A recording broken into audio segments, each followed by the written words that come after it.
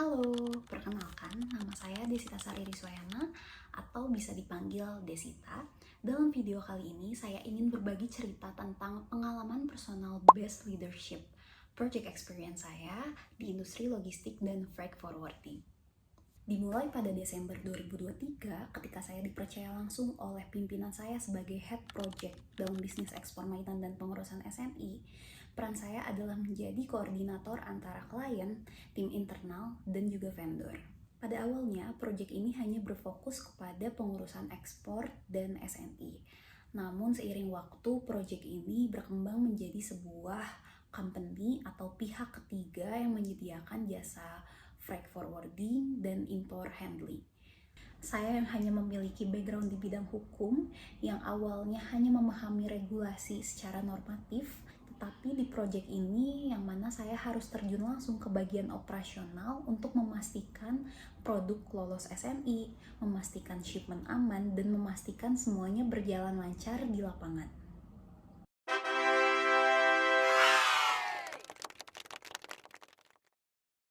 Ada 7 value yang saya pegang teguh dalam memimpin dan keseluruhannya saling berkaitan dengan responsibility sebagai value fundamental bagi saya.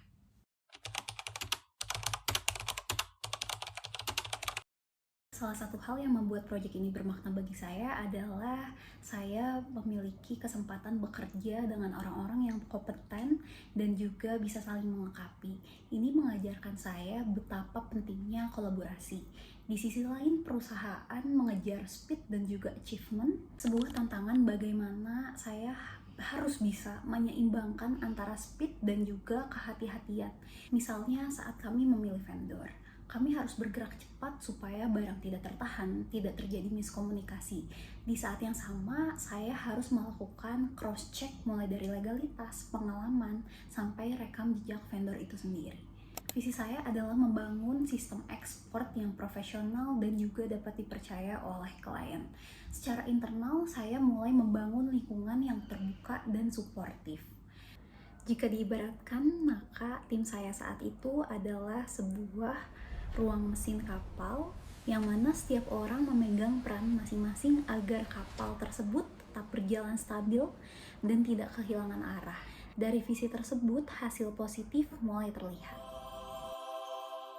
Pembatasan impor dari Cina, kewajiban SNI, dan regulasi bisa menjadi suatu hambatan.